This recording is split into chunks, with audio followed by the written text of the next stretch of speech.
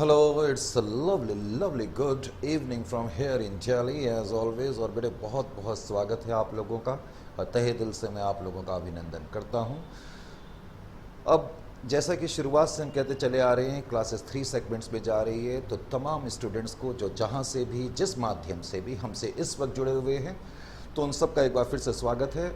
और last session में पहली क्लास हमने करी थी और हमने कहा था कि इस सेशन से हम आपके कोर्स की स्टार्टिंग करेंगे। तो बेटे इस सेशन में अब मैं जो टॉपिक लूँगा वो ब्रांच अकाउंट से हमने डिसाइड करा है कि हम स्टार्ट करेंगे। ब्रांच अकाउंट ऐसा टॉपिक है जो कि आपने इससे पहले के लेवल्स पे थोड़ा बहुत पढ़ा हुआ है, इसमें किसी तरीके का कोई डाउट नहीं है। कुछ लोगों ने इसको बीकॉम में पढ़ा हुआ है और कुछ लोगों ने BCom first year second year में इसके बारे में जाना है, और आप में से कुछ ऐसे भी होंगे जिन्होंने निश्चित रूप से ब्रांच के बारे में इससे पहले नहीं पढ़ा है। तो घबराने की किसी को किसी भी तरीके की कोई ज़रूरत नहीं है। ब्रांच अकाउंट का टॉपिक हम बिल्कुल स्क्रैचेस से स्टार्ट करेंगे। ब्रांचेस क्या होती हैं, हमेशा की तरह हमारी कोशिश रहती है कि हम जानने की कोशिश करेंगे कि अल्टीमेटली जो भी टॉपिक हम करेंगे वो क्या है, क्यों है, किस लिए है, कैसे है, और प्रैक्टिकल लाइफ में अल्टीमेटली उसका क्या एप्लीकेशन होगा। इन तमाम चीज़ों पे चर्चा हम प्रारंभ करते हैं। सारे लोग आ गए हैं। तो ब्रांच अकाउंट्स, तो बेटे अगर मैं आपसे एक बड़ा सिंपल सा क्वेश्चन पूछूं कि ब्रांचेस हम लोग क्यों ओपन करते हैं, ब्रांचेस किस लिए ओपन करी जाती हैं, बड़ा सिंपल सा क्वेश्चन है और आंसर देने में आपको 1 मिनट भी नहीं लगेगा। और कुछ लोगों ने तो स्क्रीन्स पे अपने आंसर भी मेरे कहने से पहले ही डाल दिए हैं। कुछ बच्चों ने लिखा है स्क्रीन्स पे, सर क्योंकि हम अपने बिज़नेस को बढ़ाना चाहते हैं। कुछ ने लिखा है हम अपने बिज़नेस को एक्सप्लोर करना चाहते हैं। कुछ बच्चों ने लिखा है क्योंकि हम अपने सेल्स रेवेन्यू को बढ़ाना चाहते हैं। और बिल्कुल सटीक आंसर है, सिंपल से आंसर हैं, इसमें किसी तरीके का डाउट नहीं है। अगर हम लोग यहाँ दिल्ली में बैठ करके आपके शहर में अपनी ब्रांच खोल रहे हैं, सैटेलाइट पार्टनरशिप्स चैनल्स खोल रहे हैं, तो हम लोग क्या करना चाहते हैं? हम लोग अपने बिज़नेस को बढ़ाना चाहते हैं, हम नई मार्केट्स को टैप करना चाहते हैं, नई मार्केट्स को कैप्चर करना चाहते हैं, अपने सेल्स वॉल्यूम को बढ़ाना चाहते हैं, और कहीं ना कहीं छुपा हुआ इसमें हमारा लक्ष्य ये भी है कि हम अपने प्रॉफिट मार्जिन को बढ़ाना चाहते हैं। ये बड़ी सिंपल सी बात है, इसमें किसी तरीके का कोई डाउट नहीं है। तो बेटे ब्रांचेस क्या होती हैं ये तो अब आपको पता लग गया। अब बेसिकली आप ये बताइए कि ब्रांच अकाउंट की ज़रूरत क्यों पड़ेगी। बड़ी सिंपल सी चीज़ है। एक बार फिर से, अगर ब्रांचेस हैं तो ब्रांच अकाउंट की ज़रूरत पड़ेगी, लेकिन असली आंसर क्या है अगर मैं आपसे पूछूं? Because we want to assess the performances of our branch. अब हमारी ब्रांचेज हैं तो हमें देखना और परखना तो पड़ेगा कि कौन सी ब्रांच है जो प्रॉफिट में है, कौन सी ब्रांच है जो नुकसान में है, कौन सी ब्रांचेस हैं जहां जो हमारे टारगेट को अचीव नहीं कर पा रही हैं, जहां के हमें रेमेडियल एक्शन लेने की ज़रूरत है। तो कहने का मतलब है कि ब्रांचेस क्यों ओपन करी जाती हैं और ब्रांच अकाउंट की ज़रूरत क्यों पड़ती हैं, ये सिंपल जर्नल कॉमन आंसर्स हैं, इजंट कॉमन क्वेश्चन से और इनके कॉमन आंसर्स हैं। तो ब्रांच अकाउंटिंग एंटिटीज़ के द्वारा इसलिए ओपन करी जाती है कि हम ये देखना चाहते हैं कि ब्रांच की परफॉर्मेंसेस क्या हैं, क्या ब्रांच फ़ायदे में चल रही है या नुकसान में चल रही है, क्या वो हमारे टारगेट को अचीव कर पा रही है या नहीं कर पा रही है। ब्रांच अकाउंटिंग से हमें ये पता लगेगा, और अगर हमें लगता है कि टारगेट से हम थोड़ा नीचे चल रहे हैं तो हम रेमेडियल एक्शन लेने की कोशिश करेंगे, और अगर हमें लगता है कि ब्रांच बहुत ज़्यादा नुकसान में है तो इससे बेहतर है कि हम उस ब्रांच को बंद कर दें, इजंट इट और नॉट। तो इसलिए ब्रांच अकाउंट की ज़रूरत पड़ती है। अब बेटे अगला सवाल उभर के सामने ये आता है कि जो ब्रांचेस होती हैं, और ये बड़ा लॉन्ग चैप्टर है, करेक्ट। ब्रांचेस को तुम में से जिन लोगों ने इससे पहले की क्लासेस में पढ़ा है तो उन लोगों को ये मालूम है कि ब्रांचेस को हम ब्रॉडली 2 पार्ट्स में डिवाइड करते हैं। बेटे कौन कौन से टाइप्स होते हैं? एक तो डोमेस्टिक ब्रांचेस होती हैं और दूसरी फॉरेन ब्रांचेस होती हैं, करेक्ट। मैंने कहा कुछ तो डोमेस्टिक ब्रांचेस हैं और कुछ फॉरेन ब्रांचेस होती हैं, इजंट इट। यानी कि हम इस चैप्टर को 2 परिधियों में 2 पैरामीटर्स में बांट देंगे, डोमेस्टिक ब्रांचेस और फॉरेन ब्रांचेस। अब जो डोमेस्टिक ब्रांचेस होती है, नाम से ही पता लग रहा है ये वो ब्रांचेस हैं जिनके एरिया ऑफ ऑपरेशंस किसी देश की डोमेस्टिक टेरिटरी तक सीमित है, इजंट इट और नॉट। अगर मैं आपसे पूछूं what do you mean by domestic branches, you should be in a position to give me a very straight answer that domestic branches are those whose areas of operations are confined. बेटे confined का मतलब होता है सीमित, correct, जिनके area of operation किसी देश की डोमेस्टिक टेरिटरी तक सीमित हैं।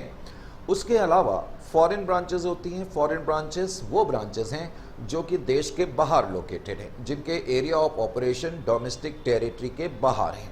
Is it clear to you? Suppose हम दिल्ली में हैं और हमारी कोई ब्रांच यूएसए में है, तो ये किस चीज़ का एग्जाम्पल है, डोमेस्टिक ब्रांचेस का या फॉरेन ब्रांचेस का? Absolutely right. तो बेटा ये फॉरेन ब्रांचेस का एग्जाम्पल है, इजंट इट और नॉट? तो इस चैप्टर को दो पार्ट में हमने डिवाइड करा है। जब मैंने पहली क्लास में चर्चा करी थी आपके सिलेबस के बारे में, तो मैंने ये भी कहा था कि जब हम ब्रांच अकाउंट करेंगे तो ब्रांच अकाउंट के अंदर हमें क्या क्या चीज़ें करनी है। ना सिर्फ ब्रांच अकाउंट करेंगे, हम फॉरेन ब्रांचेस भी करेंगे और अकाउंटिंग स्टैंडर्ड AS11 को भी हम इसी चैप्टर के साथ करेंगे। करेक्ट? क्योंकि अकाउंटिंग स्टैंडर्ड AS11 जिसका कि ताल्लुक effects of changes in foreign exchange rate से है, तो उसका कहीं ना कहीं ताल्लुक फॉरेन ब्रांचेस से होता है। तो इसलिए बेहतर रहता है कि अकाउंटिंग स्टैंडर्ड AS11 को फॉरेन ब्रांचेस के साथ कर लिया जाए। यहाँ तक ठीक है बेटे? अब बात चल रही थी डोमेस्टिक ब्रांचेस की और फॉरेन ब्रांचेस की। अब डोमेस्टिक ब्रांचेस के बारे में आपने देखा कि ये वो ब्रांचेस हैं जो कि घरेलू सीमाओं तक सीमित होते हैं जिनके ऑपरेशंस। अब डोमेस्टिक ब्रांचेस को भी हम दो फर्दर पार्ट्स में कैटेगराइज करते हैं। एक तो होती है बेटे डिपेंडेंट ब्रांचेस और उसके बाद होती हैं independent branches. Dependent branches and independent branches, जिन लोगों ने नहीं पढ़ा है इससे पहले ब्रांच अकाउंट को, वो और ध्यान से सुने। जितनी भी डोमेस्टिक ब्रांचेस होंगी उनको हम दो पार्ट्स में कैटेगराइज करते हैं। एक तो हम कहेंगे डिपेंडेंट ब्रांचेस और एक हम कहेंगे इंडिपेंडेंट ब्रांचेस। अब बेटे जो डिपेंडेंट ब्रांचेस होती हैं वो कौन सी ब्रांचेस होती हैं? डिपेंडेंट ब्रांचेस वो ब्रांचेस होती हैं, जैसा कि नाम से ही जाहिर हो रहा है, जो कि कंप्लीटली हेड ऑफिस के ऊपर निर्भर है, डिपेंडेंट है, निर्भर है। करेक्ट? कंप्लीटली हेड ऑफिस पर डिपेंडेंट है से भी हमारा क्या मतलब होता है, इसकी चर्चा हम थोड़ी देर के बाद करेंगे। तो डिपेंडेंट ब्रांचेस वो होती हैं जो कंप्लीटली हेड ऑफिस पे डिपेंड करती हैं, और उसके अलावा कुछ ब्रांचेस होती हैं जिनको कि तुम लोग इंडिपेंडेंट ब्रांचेस बोलते हो। और बेटे इंडिपेंडेंट ब्रांचेस नाम से ही जाहिर हो रहा है कि ये वो ब्रांचेस हैं जो कि हेड ऑफिस पे निर्भर नहीं करती, ये आत्म स्वलंबी जिसे हम कहेंगे ब्रांचेस होती हैं। दे आर इंडिपेंडेंट, यानी कि वो स्वावलंबी ब्रांचेस हैं, आत्मनिर्भर हैं, वो निर्भर नहीं करती हैं, वो अपने आप पर ही निर्भर करती हैं। तो एक तो है डिपेंडेंट ब्रांचेस, एक है इंडिपेंडेंट ब्रांचेस। अब डिपेंडेंट ब्रांचेस के अंदर भी बाद में हम देखेंगे कि कई तरीके के अकाउंटिंग सिस्टम्स देखने में आते हैं। जिन लोगों ने इससे पहले ब्रांचेस के बारे में देखा परखा है उनको मालूम होगा, आप लोग बीकॉम लेवल पे कुछ करा करते थे, debtor system, stock and debtor system वगैरह, हालांकि उतना डीपली आपने नहीं करा है। तो इस लेवल पे हम बाद में देखेंगे कि जितनी भी डिपेंडेंट ब्रांचेस होती हैं उनके अंदर तीन तरीके के अकाउंटिंग सिस्टम हमें देखने को मिलेंगे, और उनके बारे में हम बाद में देखेंगे, परखेंगे, ऑफ कोर्स एनालाइज करेंगे और बड़ा इंसाइटफुल एनालिसिस करेंगे।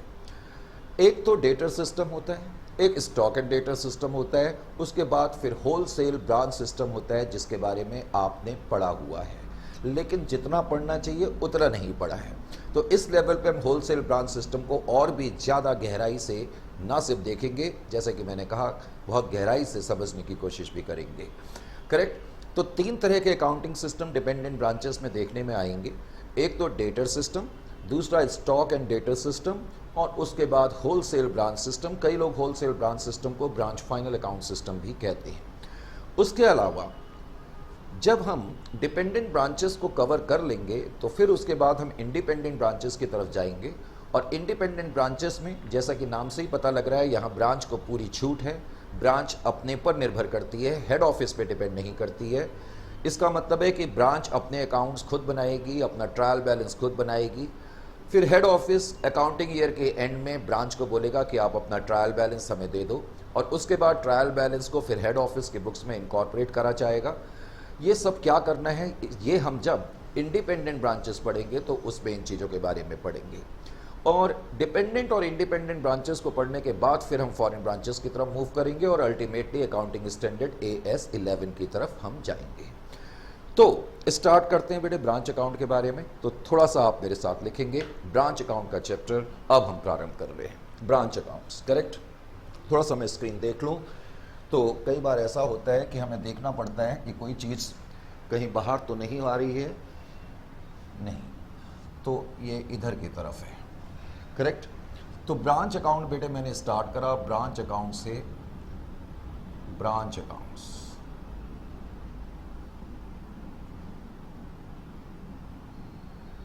Branch accounts.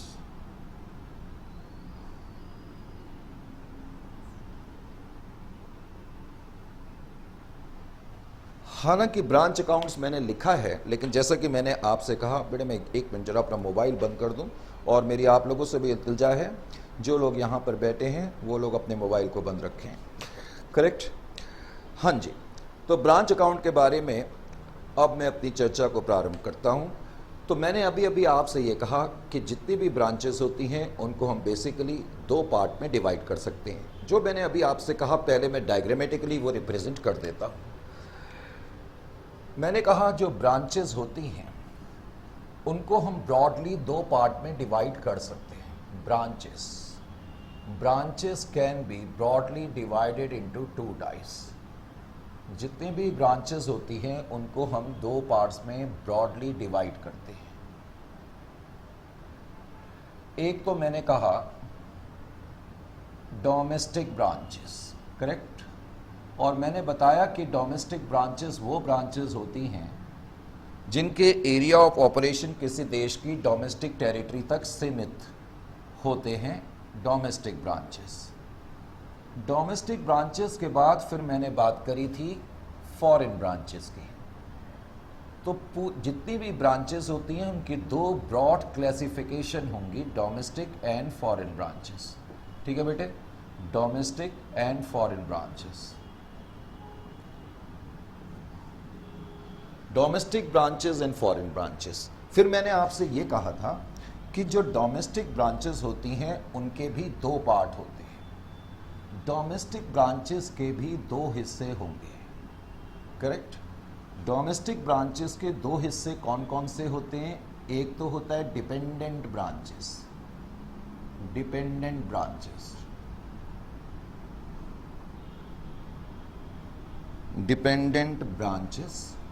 और फिर मैंने आपको बताया independent branches, dependent branches, and then we are going to talk about independent branches later on. Independent branches.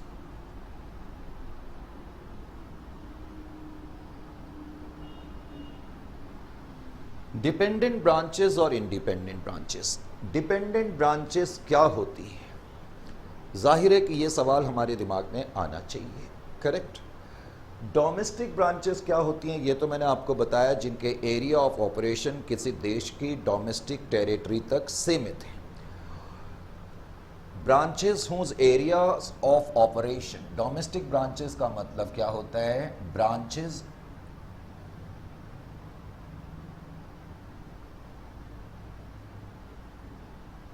Whose area of operation, area of operations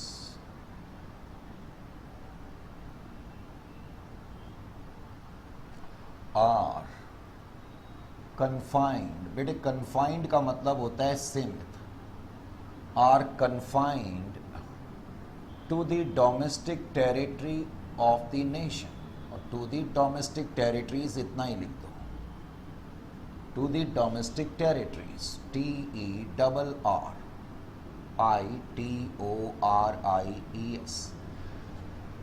तो डोमेस्टिक ब्रांचेस क्या होती हैं? जिनके एरिया ऑफ ऑपरेशन किसी देश की डोमेस्टिक टेरिटरी तक सीमित है। यहां तक ठीक है? किसी तरीके का डाउट तो नहीं है? बिल्कुल नहीं है। फिर मैंने बताया फॉरेन ब्रांचेस क्या होती हैं? Branches which are located outside India. तो फॉरेन ब्रांचेस का मतलब है branches which are located outside India, which are located outside India.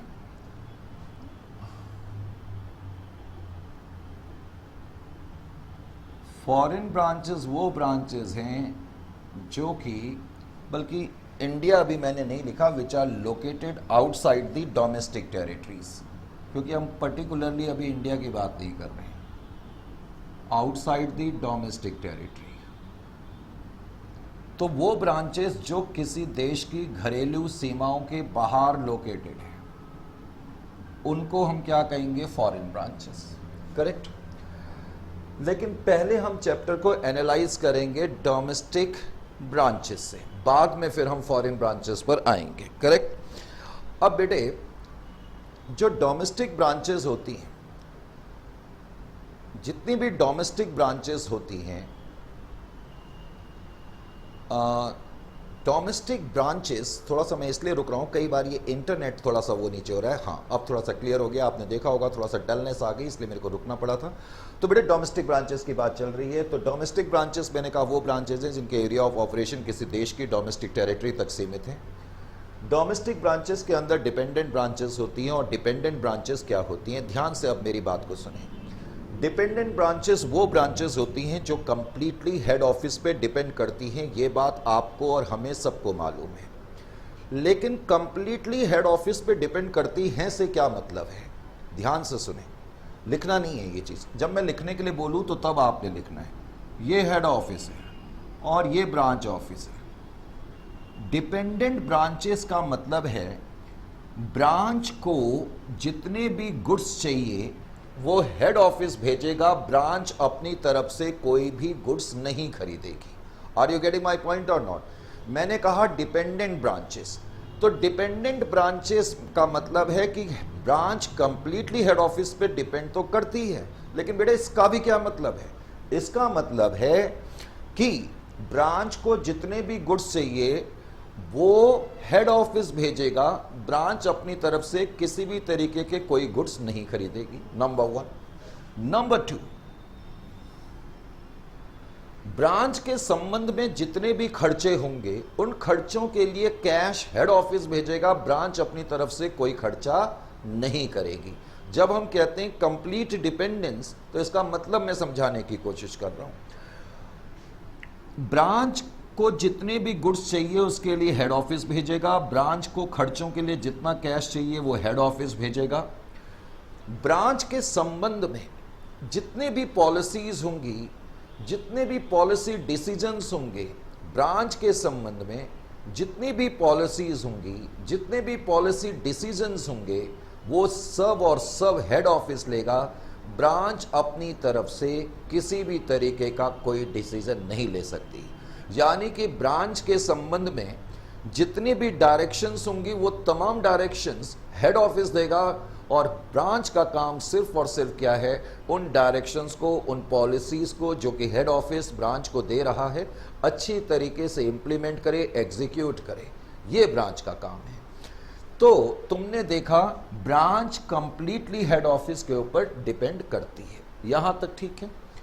तो इसके बारे में मैंने थोड़ा सा लिखा, डिपेंडेंट ब्रांचेस का क्या मतलब है, थोड़ा सा हम इसके बारे में एक्सप्लेन कर रहे हैं। Dependent branches, as the name suggests, as the name suggests, as the name suggests, जैसा कि पता लग रहा है, as the name suggests,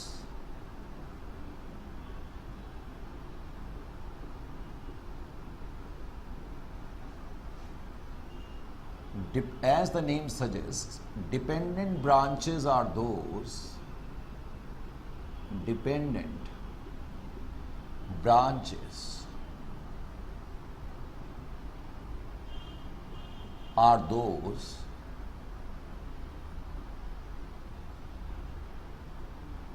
which are completely dependent upon head office, which are completely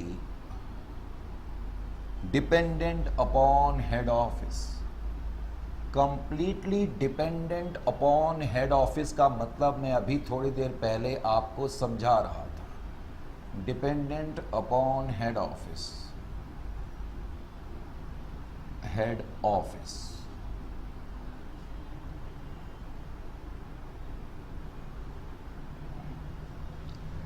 ये लाइन को जरा आपने ध्यान देना है, completely dependent upon head office, जिसका कि मतलब मैं बताने की कोशिश भी कर रहा था। तो completely dependent upon head office का क्या मतलब है, जरा यहां समझने की कोशिश करें। Complete dependence, complete dependence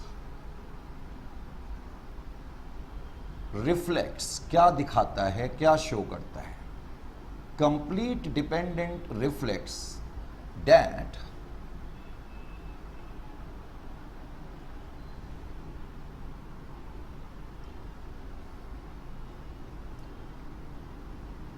all the goods requirement, जो कि मैं बता रहा था, all the goods requirement, branch को जितने भी गुड्स चाहिए, all the goods requirement, branch को जितने भी गुड्स चाहिए, all the goods requirement shall be met by head office, shall be met by head office। इसका मतलब है कि ब्रांच अपनी तरफ से कोई भी गुड्स नहीं खरीदेगी, ब्रांच को जितनी भी गुड्स के रिक्वायरमेंट है उसके लिए वो हेड ऑफिस को टेलीफोन करेगी और हेड ऑफिस उनको गुड्स भेज देगा। ब्रांच को ये अधिकार नहीं है कि खुद मार्केट में जाकर के गुड्स खरीद ले। यहां तक ठीक। फिर मैंने बताया था ब्रांच को जितने भी खर्चों के लिए कैश चाहिए वो कैश हेड ऑफिस भेजेगा। That all the expenses of the branch, all the expenses of the branch, all the expenses of the branch, all the expenses of the branch shall be met by head office, shall be met by head office।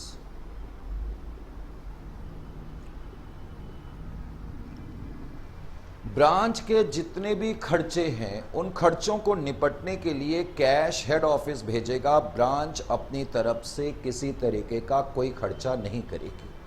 बेटे हम dependent branches को समझने की कोशिश कर रहे हैं कि डिपेंडेंट ब्रांचेस का रियलिटी में मीनिंग क्या है। ये दो मेन कैरेक्टरिस्टिक हैं, कुछ कैरेक्टरिस्टिक्स मैंने बताई।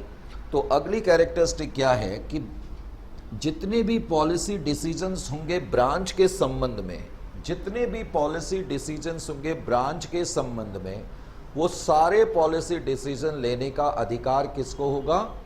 हेड ऑफिस को होगा। All the policy decisions, all the policy decisions, all the policy decisions with respect to branch, with respect to branch shall vest in the hands of, shall vest in the hands of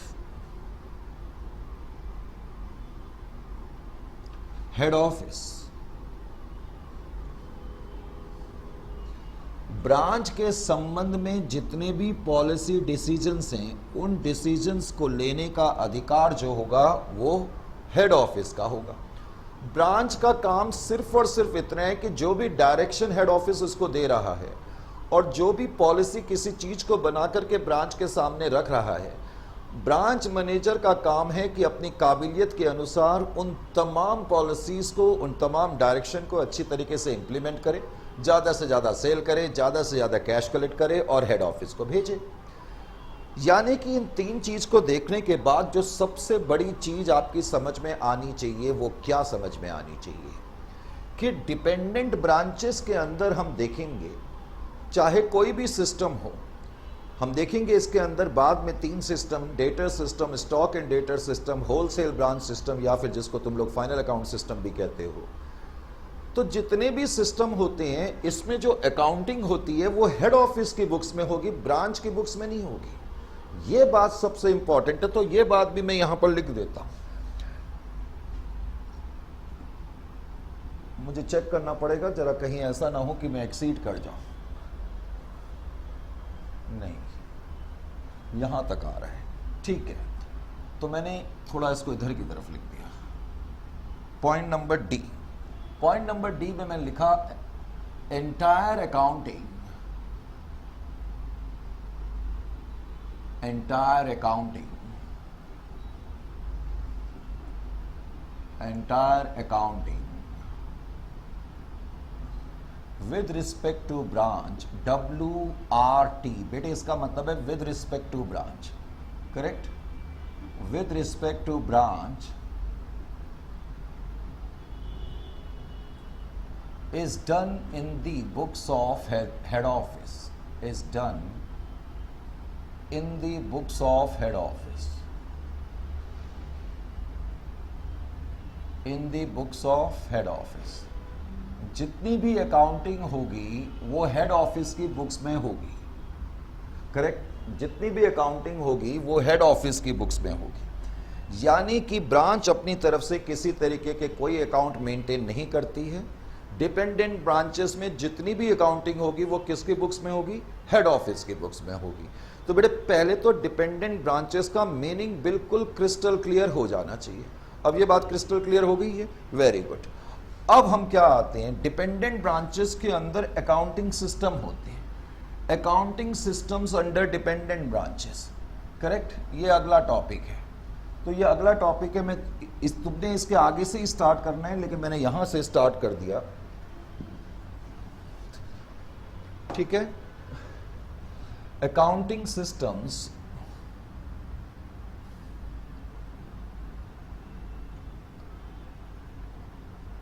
accounting systems under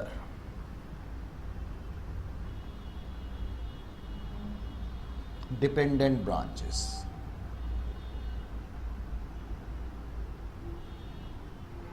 under dependent branches। तो बेटे dependent branches के अंदर हम accounting system देखने की कोशिश कर रहे हैं। थोड़ी देर पहले जब मैंने इनिशियली ये चैप्टर अभी स्टार्ट करा तो मैंने आपको बताया कि डिपेंडेंट ब्रांचेस के अंदर 3 तरीके के अकाउंटिंग सिस्टम देखने में आएंगे। कौन कौन से, यानी कि डिपेंडेंट ब्रांचेस के अंदर जो 3 अकाउंटिंग सिस्टम्स होते हैं, कौन कौन से होते हैं। एक तो मैंने अभी अभी बोला debtor system, debtor system,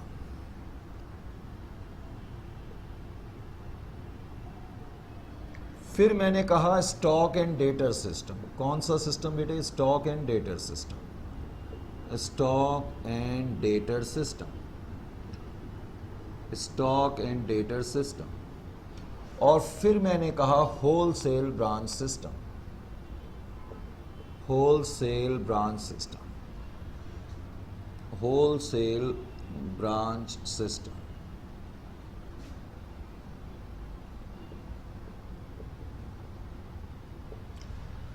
dependent branches को हम एनालाइज कर रहे हैं। डिपेंडेंट ब्रांचेस क्या होती हैं ये आपको पता लग गया। अब आपको ये भी मालूम होना चाहिए कि डिपेंडेंट ब्रांचेस के अंदर 3 तरीके के अकाउंटिंग सिस्टम्स होते हैं जो देखने में आते हैं।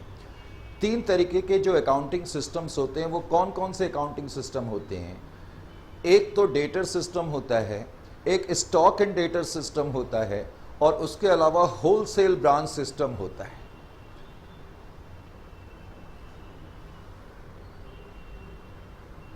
आप शायद मेरे को देख के हैरत में पड़ गए कि मैं ये क्या देख रहा हूं। आपको शायद मालूम नहीं है कि अक्सर मेरे अकाउंटिंग लेक्चर के बीच में एक नॉशनल कैरेक्टर है जो हमेशा आ जाता है। बेटे नॉशनल का मतलब आपको मालूम है, इमेजिनरी। क्या मतलब होता है नॉशनल का मतलब? इमेजिनरी। वैसे नोशन, NOTION, नोशन का लिटरल इंग्लिश में मतलब होता है, जैसे हम अकाउंट्स में यूज करते हैं इमेजिनरी, वैसे लिटरल इंग्लिश में इसका मतलब होता है ख्याल। जैसे कि मैं कहूं you are under a wrong notion that branch accounting is easy. आप गलत ख्याली में हैं कि ब्रांच अकाउंट इजी है। तो नोशन का मतलब वैसे होता है ख्याल, लेकिन अकाउंट्स में जनरली हम इसको इमेजिनेशन के रूप में लेते हैं, करेक्ट। मैंने कहा मेरे अकाउंटिंग लेक्चर्स के बीच में जिन लोगों को, जो लोग मुझसे पहली बार पढ़ रहे हैं, खासतौर से ये उनके लिए, क्योंकि जो पुराने स्टूडेंट हैं उनको तो मालूम है, करेक्ट। मेरी नॉर्मल अकाउंटिंग क्लासेस में आप बार बार देखेंगे कि मैं किसी कैरेक्टर से बात कर रहा हूं, वो आपको तो दिखाई नहीं देगा, correct, no doubt about that. क्यों नहीं दिखाई देगा सर, क्या वो कोई भूत वूत है? नहीं बेटे, ऐसी कोई बात नहीं है, वो कोई घोस्ट भी नहीं है, वो कोई भूत भी नहीं है। उसका नाम भी क्या है, बड़े ध्यान से देखें। मैं उसका नाम लिख दूं? बिल्कुल लिख दो। ये नाम है सर, ये तो ड्राइंग है। अरे यार एक मिनट रुको तो सही। राइट, ये हमेशा हैट पहन के रहता है और जब भी मैं अपनी अकाउंटिंग क्लासेस लूँगा ये हमेशा मेरे साथ रहेगा। जैसे आप लोग कंप्यूटर खोलते ना, अब आजकल तो नहीं होते, लेकिन जब कंप्यूटर नए नए आए थे और लोगों को कंप्यूटर की उतनी नॉलेज नहीं थी तो उसमें कैरेक्टर आ जाता था, बार बार वो आपको हेल्प करता था। तो कुछ कुछ ये वैसे ही कैरेक्टर है और ये किसको हेल्प करेगा? मुझको नहीं, ये आपको हेल्प करेगा, क्योंकि आपके दिमाग में जो क्वेश्चन आ रहे होंगे ये मुझसे पूछता रहता है और ये बड़ी अजीब अजीब सी हरकतें भी करता है। तो इसलिए मैंने इसका नाम पता है क्या रख दिया? अब आपको सुन के हंसना नहीं है, इसका नाम क्या है? इसका नाम है मिस्टर कार्टून। ओहो, मिस्टर कार्टून, राइट। नाम तो इसका कार्टून है लेकिन दिमाग इसका बहुत जबरदस्त है, सुपरसोनिक इंटेलिजेंट पर्सन है और ये बार बार आपकी अकाउंटिंग लेक्चर्स के बीच में आएगा। और जब मैं बात कर रहा हूँगा किसी से तो आपको घबराने की ज़रूरत नहीं है कि सर किससे बात करने लग गए हैं, ये आपके बिहाफ पे बात चल रही होगी। यहाँ तक ठीक है बेटे? अब जरा ध्यान दें मेरी बात पे। मैंने इसको क्यों बुलाया, या क्यों कहें कि अपने लेक्चर्स के दौरान मैं अधिकतर इसकी हेल्प क्यों लेता हूँ, क्योंकि कई मरतबा आपके दिमाग में सवाल आते हैं और हम कोशिश करते हैं कि उन सवालों को इसके थ्रू पूछा जाए और उनके जवाब दिए जाएं। जैसे कि मैंने जैसे ही लिखा डिपेंडेंट ब्रांचेस के अंदर 3 अकाउंटिंग सिस्टम होते हैं। मैंने आपसे कहा 3 तरीके के अकाउंटिंग सिस्टम होते हैं, ये मोस्टली हम सब लोगों को मालूम है। इमीडिएटली इसने एंट्री मार दी और इसने कहा सर हमें ये बताइए कि 3 अकाउंटिंग सिस्टम की जरूरत क्यों पड़ गई? Why there is need of 3 accounting system? एक ही सिस्टम बना देते ना, काम इजी हो जाता। यार मिस्टर कार्टून, मैंने तुमको कितनी बार कहा है कि मुझे लेक्चर लेने दिया करो, तुम बीच में बोल करके ना सारे लेक्चर का जो शीन है खराब कर देते हो। अब मिस्टर कार्टून कह रहे हैं सर आप ना कई बार बात को समझा करो, आप सैटेलाइट के थ्रू प्रोग्राम ले रहे हो, बच्चे आपसे इतनी दूर बैठे हुए हैं। अब बच्चे आपसे इतनी दूर बैठे हैं तो बच्चा कैसे पूछेगा? मैं तो बच्चों को रिप्रेजेंट कर रहा हूँ, मैं अभी आपकी तरफ नहीं देख रहा, मैं इससे बात कर रहा हूँ। सर मैं बच्चों को रिप्रेजेंट कर रहा हूँ और ये 3 अकाउंटिंग सिस्टम क्यों हैं और एक ही अकाउंटिंग सिस्टम क्यों नहीं बना देते? आपका भी काम आसान और मेरा भी काम आसान और मैं भी आपको तंग नहीं करता। यार मिस्टर कार्टून, तुम जरा समझने की कोशिश करो। अगर तुम ये क्वेश्चन नहीं पूछते तो मैं तब भी इसका आंसर देता। ओहो सर ऐसी बात है, then I am big sorry. Okay, अब मैं तुम्हें माफ कर देता हूं। तो मिस्टर कार्टून इस तरह के क्वेश्चंस पूछेगा आपकी तरफ से। अब मिस्टर कार्टून को मैंने आंसर देना शुरू करा। मिस्टर कार्टून, हमें 3 अकाउंटिंग सिस्टम की जरूरत क्यों पड़ती है? इसका आंसर मैं ऐसे देता हूं, आपने कभी सफर करा है रेलवे से? यस सर, हमने सफर करा है। बताओ रेलवेज में कितनी क्लासेस होती हैं? जनरल क्लास भी होती है, बिल्कुल होती है। जनरल क्लासेस के बाद यार अपना चेहरा हंसते हुए रखते हो, थोड़ा सा तो उसको डाउन कर लो, सीरियस भी रहा करो। नो, चलो कोई बात नहीं। हाँ जी, एक तो जनरल क्लास होती है, एक एक किसी बच्चे ने बताया एसी क्लास होती है, एक ने लिख दिया स्लीपर क्लास होती है, मैं तो भूल ही गया था। खैर, तो 3 क्लासेस होती हैं। इसी तरह आप बाई चांस अगर कभी फ्लाइट से करेंगे तो आप कभी कभी इकोनॉमी क्लास में करेंगे और कभी कभी एग्जीक्यूटिव क्लास में करेंगे। सर हमारी समझ में बात आ गई, क्या मुझे अब आपको आंसर देने की जरूरत है? तो बेटे जिस तरीके से रेलवेज में 3 क्लासेस होती हैं जब हम सफर करते हैं, तो गवर्नमेंट ने ये प्रोविजन क्यों बनाया? इसलिए बनाया ताकि हर व्यक्ति, हर शख्स अपनी अपनी बजट के अनुसार ट्रेवल कर सके।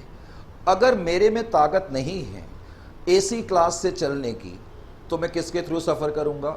मैं जनरल क्लास के थ्रू करूंगा, क्वाइट ऑब्वियसली, इजंट इट और नॉट? तो कहने का मतलब ये हुआ कि हर व्यक्ति अपनी सीमितताओं में रह करके, अपने बजट के दायरे में और पैरामीटर्स में रह करके सफर कर सके। इसलिए रेलवेज में, या हम यूं कहें कि डिफरेंट मोड ऑफ ट्रांसपोर्टेशन में अलग अलग सिस्टम बनाए गए हैं। ठीक इसी तरीके से कुछ ऑर्गेनाइजेशन बड़े ऑर्गेनाइजेशन होते हैं, उनकी 100 ब्रांचेस होती हैं, 100 क्या, कुछ की तो हजार ब्रांचेस होती हैं। इसी तरीके से कुछ ऑर्गेनाइजेशन होते हैं जो चुन्नू मुन्नू होते हैं। अब मान लेते हैं दिल्ली में हेड ऑफिस है और दिल्ली के पास ही मान लेते हैं हापुड़ है या गाजियाबाद है, बहुत ही पास में ही है, वहां पर एक ब्रांच है, तो ये छोटा ऑर्गेनाइजेशन है, ये बड़ा ऑर्गेनाइजेशन नहीं है। ब्रांच अकाउंट करने का मतलब ये नहीं कि एंटिटी बहुत बड़ी है, पहले तो मैं आपके दिमाग से ये ख्याल निकाल दूं। तो एंटिटी कोई बहुत बड़ी भी हो सकती है, कोई बहुत छोटी भी हो सकती है। हर एंटिटी अपने अपने बजट के अनुसार, अपनी अपनी सीमितताओं में रहते हुए, अपने अपने नीड्स के पैरामीटर्स में रहते हुए अपनी अकाउंटिंग कर सके, इसलिए ये 3 अकाउंटिंग सिस्टम मिस्टर कार्टून बनाए गए हैं। पहले तो ये बात समझ में आ गई सर? बिल्कुल आ गई। तो बेटे 3 अकाउंटिंग सिस्टम की या अलग अलग अकाउंटिंग सिस्टम की जरूरत हमें क्यों पड़ी? क्योंकि हम एक ही सिस्टम हर तरह की एंटिटी पर लागू नहीं कर सकते, क्योंकि हर तरह की एंटिटी पर एक ही सिस्टम लागू कर दिया जाएगा तो बड़ी मुश्किल हो जाएगी, खास तौर से उन एंटिटीज के लिए जिनका छोटे पैमाने का स्केल ऑफ ऑपरेशन है। Are you getting my point or not? वैसे मैं आपको बता दूं, इंडिया जो है one of the largest country in the world in terms of industrialisation, correct? अब मुझे ठीक तरह से पता नहीं एग्जैक्टली, शायद तीसरे या चौथे नंबर पर वर्ल्ड की, हम 4th नंबर के लार्जेस्ट इंडस्ट्रियलाइज्ड, हो सकता है तीसरे नंबर के भी हों, तो 3rd या 4th नंबर के हम लार्जेस्ट इंडस्ट्रियलाइज्ड स्टेट हैं। इसका मतलब चौथे नंबर पर हम कह सकते हैं कि largest number of companies India में है। लेकिन आपको जान के बड़ी हैरानी होगी कि आपने डबल एंट्री सिस्टम कई बार सुना है मिस्टर कार्टून? यस सर, सुना है। Very good. अगर आपने डबल एंट्री सिस्टम सुना है तो डबल एंट्री सिस्टम के बारे में आप जरा कुछ बताओ। सर डबल एंट्री सिस्टम के बारे में क्या बताएंगे? अपनी हैट को नीचे रखोगे तो बताओगे ना? चलो छोड़ो, कोई बात नहीं, तुम्हारा काम क्वेश्चन पूछना है, मेरा काम आंसर देना है। डबल एंट्री सिस्टम हम बड़ी आसानी से वर्ड यूज कर लेते हैं, ध्यान से मेरी बात को सुने। In order to apply complete comprehensive double entry system is not an easy cup of coffee for every entity. मैंने जो कहा उसका आशय यह है कि प्रत्येक एंटिटी के लिए comprehensive full fleshed double entry system को अपनाना इतना आसान नहीं होता। सर क्यों नहीं होता? यार मेरी बात तो पूरी होने दो, तुम बीच बीच में बोल देते हो। इसलिए नहीं होता पूरा बेटा क्योंकि double entry system comprehensive level पे अगर मैं अप्लाई करना चाहूंगा तो बहुत ह्यूज इन्वेस्टमेंट चाहिए। It's a very expensive task, बहुत पैसा चाहिए। हाँ, अब बात समझ में आई? अब बात समझ में आई तो थोड़ा चेहरा ऐसा भी तो बनाओ ना, लगे तो सही कि तुम कुछ सोच रहे हो, हंसते हुए रहते हो हमेशा। हाँ जी, तो कहने का मतलब ये हो गया कि कॉम्प्रिहेंसिव डबल एंट्री सिस्टम अपनाने के लिए किसी एंटिटी को बहुत पैसा जाया करना पड़ेगा, बहुत वक्त जाया करना पड़ेगा, और it's very tedious, it's complicated. कहने का मतलब है ये इतना आसान काम नहीं है। आपकी बात समझ में आई? तो एक ही सिस्टम हम सारे ऑर्गेनाइजेशन या सारी तरह की एंटिटीज पर अप्लाई नहीं कर सकते। हाँ, हम कर सकते थे अगर सब एंटिटी एक तरीके की होती, लेकिन practically it is not feasible, ऐसा हो नहीं सकता। इजंट इट और नॉट? तो इसलिए अलग अलग अकाउंटिंग सिस्टम की हमें जरूरत का एहसास होता है। पहले तो ये बात अच्छी तरह आपके दिमाग में आ जानी चाहिए। यहां तक ठीक है बेटे? अब आपकी समझ में अगर ये बात आ गई है तो मैं अपने डिस्कशन के दायरे को थोड़ा सा आगे बढ़ाऊंगा। जाहिर है कि अब इन 3 सिस्टम के बारे में हमें जानना भी है, तो अब हमने डिस्कशन का दायरा आगे बढ़ाया और अब हम डेटर सिस्टम के बारे में थोड़ी चर्चा करेंगे। डेटर सिस्टम, तो पहले हम डेटर सिस्टम के बारे में जरा जानने की कोशिश करते हैं कि डेटर सिस्टम क्या है। डेटर सिस्टम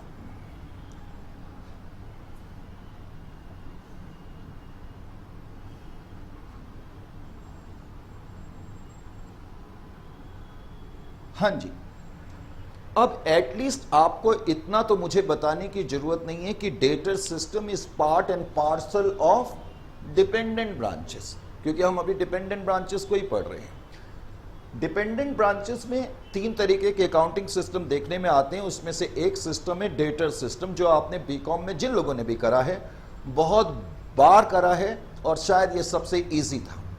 लेकिन जिस तरीके से और जिस अदा से इसको पढ़ना चाहिए, अब उसकी दो वजह होती है। हम लोग कह तो देते हैं, लेकिन बीकॉम में उतनी ज़रूरत भी नहीं होती, इसलिए ज़्यादा डीपली पढ़ने की ज़रूरत भी नहीं पड़ती बच्चों को, तो बच्चे पढ़ते भी नहीं हैं। सही बात है, क्योंकि हम लोगों का अब नेचर ही ऐसा हो गया, जब तक ज़रूरत नहीं होगी हम करते ही नहीं हैं। खैर कोई बात नहीं, लेकिन यहाँ ज़रूरत है।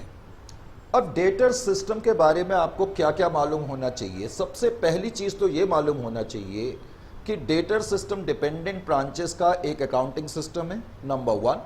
नंबर 2, डेटर सिस्टम वो ऑर्गेनाइजेशन या वो एंटिटीज अडॉप्ट करती हैं जिनका स्केल ऑफ ऑपरेशन बहुत छोटे पैमाने का है। पहले तो ये बात क्लियर हो जानी चाहिए। Is it clear to you?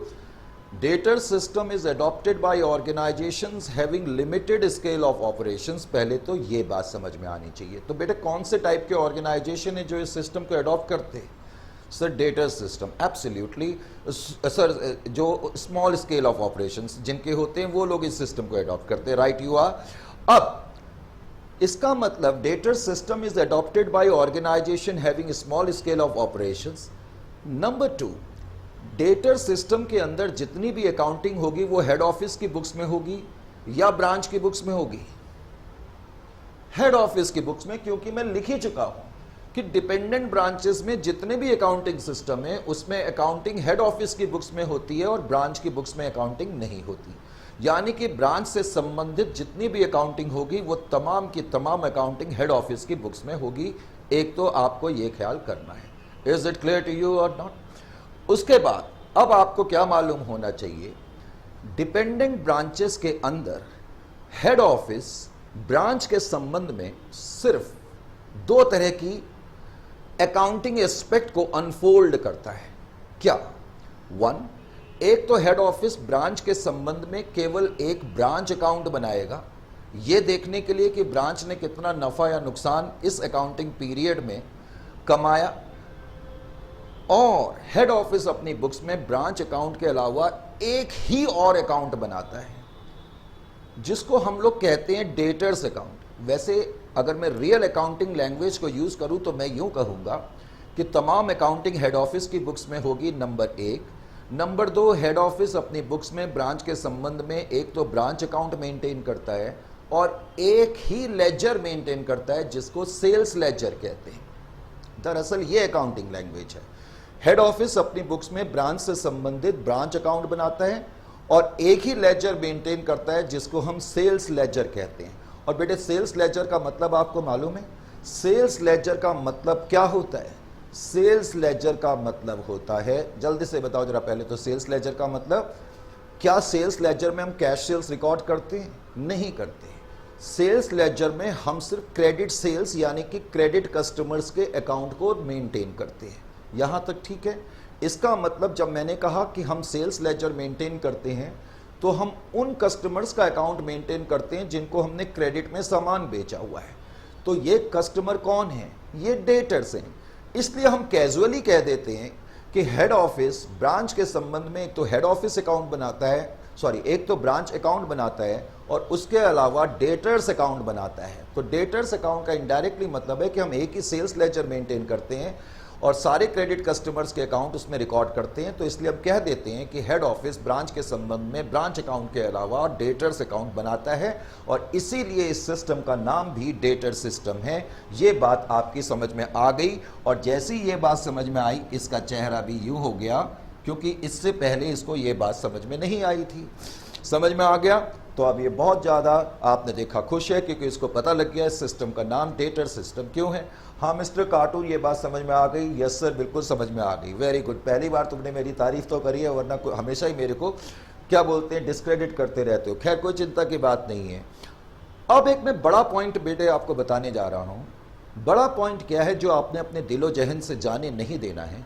बड़ा पॉइंट ये है कि debtor system is an incomplete accounting system. क्यों? क्या मुझे बताने की जरूरत है? मिस्टर कार्टून, क्या मुझे बताने की जरूरत है? नो सर, आपको बताने की जरूरत नहीं है। अरे वेरी गुड, मजा आ गया। मुझे बताने की जरूरत नहीं है? क्यों बताने की जरूरत नहीं है? सर मैं आंसर दे सकता हूं, तो दो ना फटाफट। अब मिस्टर कार्टून कहता है कि debtor system complete accounting system नहीं है। क्यों नहीं है? क्योंकि इस सिस्टम में सर आपने ही तो कहा कि हेड ऑफिस ब्रांच के संबंध में केवल ब्रांच अकाउंट बनाता है और डेटर्स अकाउंट बनाता है, तो इसका मतलब कोई और अकाउंट नहीं बनाए जा रहे हैं, यानी कि कोई नॉमिनल अकाउंट नहीं बन रहे हैं और उसके अलावा कोई रियल अकाउंट नहीं बन रहे हैं। एम आई राइट? राइट। तो मिस्टर कार्टून ने बहुत ही जबरदस्त एनालिसिस करा और मिस्टर कार्टून ने मेरी बात को प्रूव और सप्लीमेंट दोनों कर दिया कि हेड ऑफिस अपनी बुक्स में सिर्फ ब्रांच अकाउंट और एक ही सेल्स लेजर बनाता है, तो इसका मतलब इसके अलावा कोई दूसरे टाइप के अकाउंट्स नहीं बनाए जाते हैं। तो ऑब्वियसली हम कह सकते हैं कि डेटर सिस्टम जो है एक फुल फ्लेड्स डबल एंट्री सिस्टम नहीं है। ये बात आपकी समझ में आ गई बेटे? तो मैंने कहा कि हमें चीज़ों को बहुत इंसाइटफुल तरीके से देखना है और डीपली देखना है। जो जो मैंने बातें अभी बोली उसको आप फटाफट लिखें। Debtor system is adopted by, debtor system is adopted by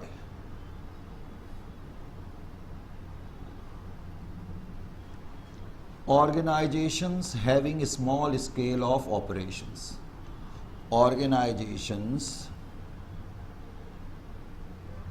having a small scale of operations,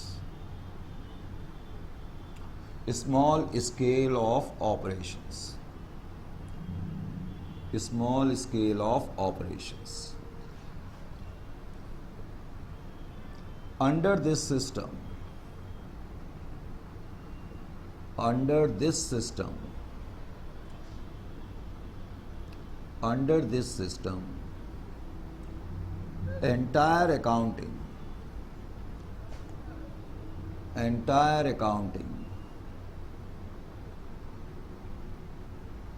is done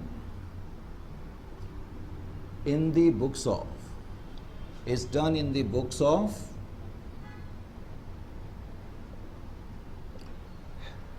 head office. जैसा कि मैंने बताया सारी अकाउंटिंग हेड ऑफिस की बुक्स में होगी, ब्रांच अपनी तरफ से कोई भी अकाउंट नहीं मेंटेन करेगी। Is it clear to you or not? यहां तक बेटे बात समझ में आ गई? उसके बाद अब मैं इसको थोड़ा यहां लिख देता हूं क्योंकि मेरे पास जगह नहीं है। मिस्टर कार्टून को थोड़ी देर के लिए गायब कर देते हैं, ये कभी कभी बीच में आ जाता है तंग करने के लिए। अब मैंने यहाँ पर लिखा, ये अगला पॉइंट है डेटर सिस्टम का, मैंने यहाँ पर लिख दिया head office with respect to branch, WRT का मतलब with respect to, head office with respect to branch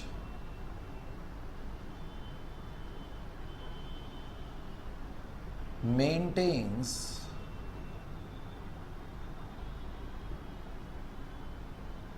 a branch account।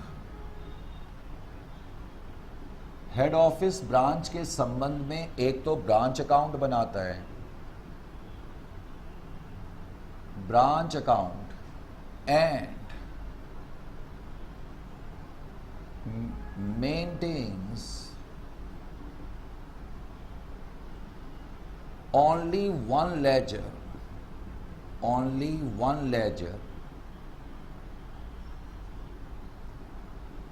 एक ही लेजर मेंटेन करता है जिसको हम बोलते हैं sales ledger, that is sales ledger. और मैंने अभी अभी आपको बताया सेल्स लेजर का मतलब क्या होता है। बेटे सेल्स लेजर का मतलब है accounts of credit customer, accounts of credit customers. अभी अभी मैंने आपको कहा कि सेल्स लेजर का मतलब है अकाउंट्स ऑफ क्रेडिट कस्टमर्स, और अकाउंट्स ऑफ क्रेडिट कस्टमर का भी इनडायरेक्टली मतलब क्या हो गया, accounts of debtors, accounts of debtors. यही मतलब हो गया या नहीं हो गया?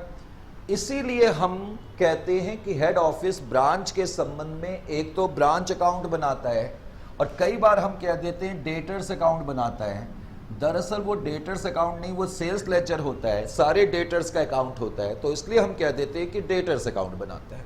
समझ में आ गई कि नहीं आ गई? अगर मैं आपसे पूछूं डिपेंडेंट ब्रांचेस में हेड ऑफिस, डिपेंडेंट ब्रांचेस में हेड ऑफिस ब्रांच के संबंध में कौन कौन से अकाउंटिंग एस्पेक्ट को अनफोल्ड करता है, तो आपका आंसर क्या होगा मिस्टर कार्टून? ओहो, वो तो गायब हो गया, चलो आप ही बता दो। सर एक तो ब्रांच अकाउंट और दूसरा डेटर्स अकाउंट, टेक्निकली जिसका मतलब है sales ledger account. Is it clear to you or not? तो हम कह सकते हैं आपकी भाषा में कि हेड ऑफिस अपनी बुक्स में ब्रांच के संबंध में एक ब्रांच अकाउंट और डेटर्स अकाउंट बनाता है, तो इसीलिए इसका नाम भी डेटर सिस्टम रखा गया है। Is it clear to you? ये चीज़ देखने के बाद अब जरूरी हो जाता है कि हम ये समझने की कोशिश करें कि डेटर सिस्टम के अंदर अकाउंटिंग किस तरीके से करी जाती है। तो इस एस्पेक्ट को समझने के लिए अब हम क्या करेंगे, यहां पर देखें। अब मेरे को ये थोड़ा मिटाना पड़ेगा, क्या मैं इसको मिटा दूं बेटे? मिटा दें इसको?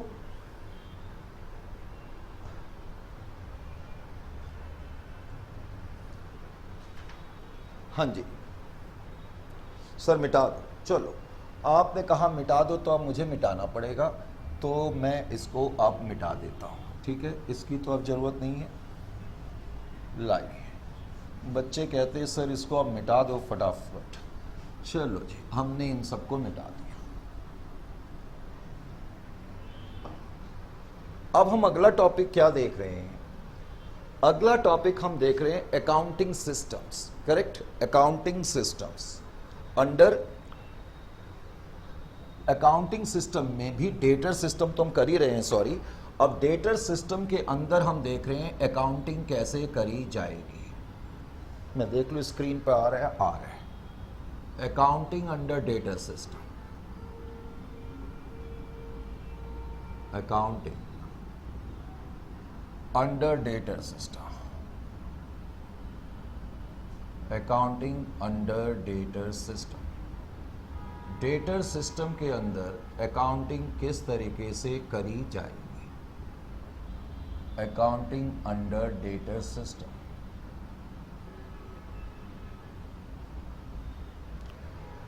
डेटर सिस्टम क्या होता है, डेटर सिस्टम की क्या कैरेक्टरिस्टिक्स हैं, ये जानने के बाद अब हम ये देखने की कोशिश करेंगे कि एक ब्रांच जो कि डेटर सिस्टम पे अपनी अकाउंटिंग करती है, किस तरीके से वो अपनी अकाउंटिंग करेगी। करेक्ट। अब हमारी कहानी का अगला पहलू ये है, तो इसको समझने के लिए आप बेटे यहाँ पर फटाफट ध्यान दें। मैंने क्या करा, इसको समझने के लिए अब आपने लिखना नहीं है, आपने चीज़ को सिर्फ समझना है। करेक्ट। मैंने क्या करा, एक ब्रांच अकाउंट बनाया in the books of head office. क्या बनाया? Branch account in the books of head office. पहले तो मैंने लिखा in the books of head office. In the books of head office में हमने बनाया ब्रांच अकाउंट। डेटर सिस्टम में जितनी भी अकाउंटिंग होती है हेड ऑफिस की बुक्स में होती है, ये आपको मुझसे बेहतर मालूम है। करेक्ट। अब हेड ऑफिस अपनी बुक्स में किस तरीके से अकाउंटिंग करेगा डेटर सिस्टम के तहत, ये बताया जा रहा है। तो हेड ऑफिस अपनी बुक्स में, जैसा कि मैंने कहा, एक तो ब्रांच अकाउंट बनाएगा। क्या बनाएगा? Branch account.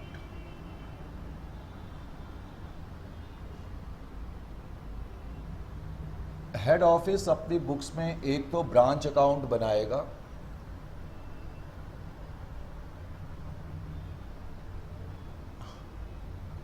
करेक्ट। और उसके अलावा हेड ऑफिस अपनी बुक्स में ब्रांच के संबंध में एक ही लेजर मेंटेन करता है, जिसको हम सेल्स लेजर भी कह सकते हैं सिंप्लिसिटी के लिए, या जिसको तुम लोग आदी हो बोलने के, ब्रांच डेटर्स अकाउंट। तो मैं ये नहीं कहूँगा कि आपको ये लिखना है, आप ब्रांच डेटर्स लिख सकते हैं। हेड ऑफिस अपनी बुक्स में ब्रांच के संबंध में एक तो ब्रांच अकाउंट और दूसरा क्या बना रहा है? ब्रांच डेटर्स अकाउंट बना रहा है। ये हम पढ़ चुके हैं, यहां तक ठीक है, इतना हमने पढ़ा। अब मैं ये देखने की कोशिश कर रहा हूं, या तुम्हें ये बताने की कोशिश कर रहा हूं कि हेड ऑफिस किस तरीके से ब्रांच अकाउंट बनाएगा डेटर सिस्टम के तहत। डेटर सिस्टम के तहत किस तरीके से अकाउंट बनाया जाएगा, इसको समझने के लिए थोड़ा यहां पर भी ध्यान देते रहे। मान लेते हैं ये करंट अकाउंटिंग पीरियड है, अकाउंटिंग पीरियड यहां से स्टार्ट हो रहा है और यहां पर खत्म हो रहा है, करेक्ट। हम ये देखने की कोशिश कर रहे हैं कि एक अकाउंटिंग पीरियड में हेड ऑफिस और ब्रांच के बीच में पॉसिबली क्या ट्रांजैक्शंस हो सकती हैं। हेड ऑफिस और ब्रांच के बीच में पॉसिबली क्या क्या ट्रांजैक्शन हो सकती है, आप ही जरा सोचो। बेटे मैं हेड ऑफिस हूं, आप ब्रांच हो, तो हम लोगों के बीच में क्या क्या ट्रांजैक्शंस हो सकती है। भाई एक तो ट्रांजैक्शन ये हो सकती है कि मैं आपको, यानी कि हेड ऑफिस आपको गुड्स भेजेगा, गुड्स सेंट। पॉसिबल ट्रांजैक्शन एक साल में हेड ऑफिस के बीच में और ब्रांच के बीच में क्या क्या हो सकती है, यही ट्रांजैक्शन हो सकती है। हमने आपको गुड्स भेजे, मान लेते हैं कि हेड ऑफिस दिल्ली में है और ब्रांच बेंगलोर में है। Head office is in Delhi and branch is in Bangalore. अब क्या हुआ, हेड ऑफिस ने आपको गुड्स भेजे, एक तो ये ट्रांजैक्शन होगी। दूसरी पॉसिबल ट्रांजैक्शन ये हो सकती है कि हेड ऑफिस आपको कुछ खर्चे भेजेगा, यानी कि कैश भेजेगा खर्चों को निपटने के लिए, cash Saint, correct. Head office और ब्रांच के दरमियान एक अकाउंटिंग पीरियड में पॉसिबल क्या क्या ट्रांजैक्शन हो सकती है, हम ये देखने की कोशिश कर रहे हैं। मैंने कहा हेड ऑफिस तुम्हें गुड्स भेज सकता है, हेड ऑफिस तुमको यानी कि ब्रांच को कैश भेज सकता है, ये मैं मार्क कर रहा हूं, इसका मतलब है कि हम भेज रहे हैं। मैं हेड ऑफिस हूं, आप लोग ब्रांच है, मैंने आपको इस साल इतने गुड्स भेजे, इतना कैश भेजा आपके खर्चों को निपटने के लिए। अब कभी कभी क्या हो सकता है, एक अकाउंटिंग पीरियड में हेड ऑफिस और ब्रांच के बीच में क्या कुछ हो सकता है, हम ये समझने की कोशिश कर रहे हैं। That's all. मिस्टर कार्टून को भी बुला लेते हैं, उसकी भी जरूरत पड़ सकती है, क्योंकि वो कई बार बीच में अच्छे क्वेश्चन पूछ लेता है और वो तुम लोगों की ज़्यादा हेल्प करता है, मेरी तो कम करता है, करेक्ट। ये मिस्टर कार्टून यहाँ आ गया चुपके से, अभी वो नहीं कुछ पूछ रहा, वो भी ध्यान से सुन रहा है। हमने ये चीज़ें भेजी, अब मैंने आपको गुड्स भेजे दिल्ली से बेंगलोर, कई बार, और बहुत लंबा फासला है, कई बार गुड्स अपने डेस्टिनेशन पे, अपने गंतव्य पे इस हालत में पहुंचते हैं कि ब्रांच मैनेजर को यह लगता है कि शायद वो इन गुड्स को उस प्राइस पे ना बेच पाए जो कि हेड ऑफिस एक्सपेक्ट कर रहा है। Are you getting my point or not. मैंने आपको गुड्स भेजे, मैंने यानी कि हेड ऑफिस ने आपको गुड्स भेजे, is it clear to you. Goods ऐसी हालत में, कुछ गुड्स, सारे नहीं लेकिन कुछ गुड्स ऐसी हालत में पहुंचे, डैमेज्ड हालत में पहुंचे या ऐसी कंडीशन में पहुंचे कि ब्रांच मैनेजर को लगा कि शायद इन गुड्स को वो उस प्राइस पे ना बेच पाए जो कि उससे हेड ऑफिस एक्सपेक्ट करता है। ऐसी कंडीशन में फिर ब्रांच क्या करेगी, ब्रांच गुड्स वापस कर सकती है, गुड्स रिटर्न, गुड्स रिटर्न हो गए। हेड ऑफिस ने, अब की बार बेटे मार्क इधर की तरफ है, यानी कि ब्रांच हेड ऑफिस को गुड्स वापस कर रही है। Are you getting my point or not. कुछ गुड्स ब्रांच ने हेड ऑफिस को वापस कर दिए, is it clear to you. अब ब्रांच ने और क्या करा, ब्रांच ने इस साल कुछ कैश सेल्स करी, कुछ गुड्स कैश में बेचे, मान लेते हैं 5 लाख रुपए के गुड्स कैश में बेचे और कुछ गुड्स क्रेडिट में बेचे। कैश सेल्स और क्रेडिट सेल्स, क्रेडिट सेल्स भी 5 लाख की। भाई ब्रांच का काम क्या है, जो गुड्स हेड ऑफिस ब्रांच को भेज रहा है तो उसको आप बेचेंगे ना। कुछ आपने कैश में गुड्स बेच दिए और कुछ गुड्स आपने क्रेडिट में बेच दिए। ध्यान से सुने, बिकॉज आपने कुछ गुड्स कैश में बेच दिए तो जो गुड्स आपने कैश में भेजे उसका पैसा तो आपको उसी वक्त मिल जाएगा, करेक्ट। और मैं मान लेता हूं कि जो गुड्स आपने क्रेडिट में बेचे, इस अकाउंटिंग पीरियड तक, यानी कि इस अकाउंटिंग पीरियड के खत्म होने तक 5 लाख रुपए के गुड्स में से केवल 4 लाख रुपए का कैश कलेक्ट हुआ। ये तो हमारा सेल है और ये जो अमाउंट है ये कैश कलेक्टेड है। इसका मतलब इस साल के अंत में जो गुड्स हमने क्रेडिट में बेचे थे यानी कि डेटर्स, तो हम कह सकते हैं डेटर्स से 4 लाख रुपए तो मिल गए लेकिन 1 लाख रुपए नहीं मिले इस अकाउंटिंग ईयर के एंड तक। तो एक साल में या एक अकाउंटिंग पीरियड में हेड ऑफिस और ब्रांच ऑफिस के बीच में पॉसिबली ये ट्रांजैक्शंस हो सकती है। बड़ी सिंपल सी बात है, ये छोटा ऑर्गेनाइजेशन है वैसे भी ये ट्रांजैक्शन है, वेरी सिंपल। अब हमने करना क्या है, हम कौन है, हेड ऑफिस हैं, इस बात को भूलना नहीं है।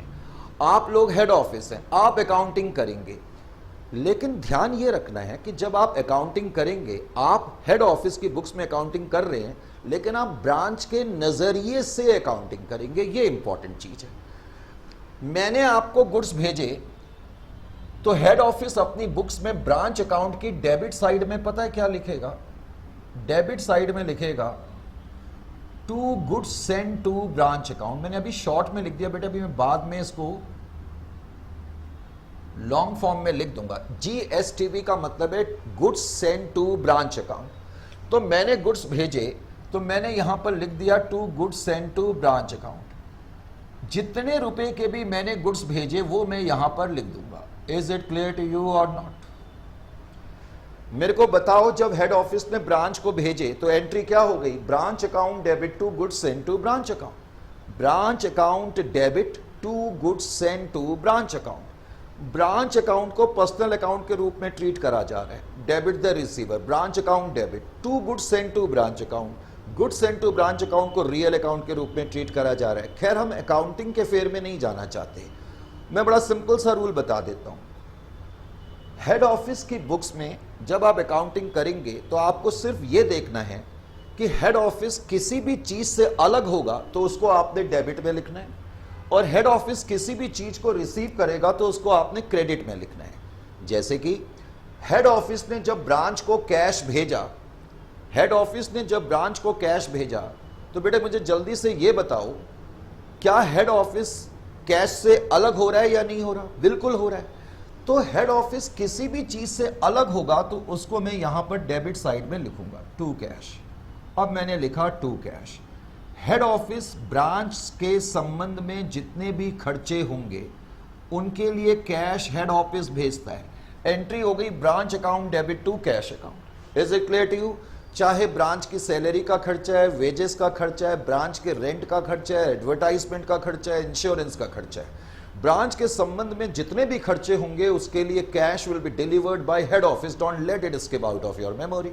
आपको ये चीज भूलनी नहीं है मिस्टर कार्टू, कोई प्रॉब्लम तो नहीं है? नहीं है अभी तक तो। अब गुड्स रिटर्न, क्या आपकी बार हेड ऑफिस किसी चीज से अलग हो रहा है या हेड ऑफिस को कुछ चीज मिल रही है?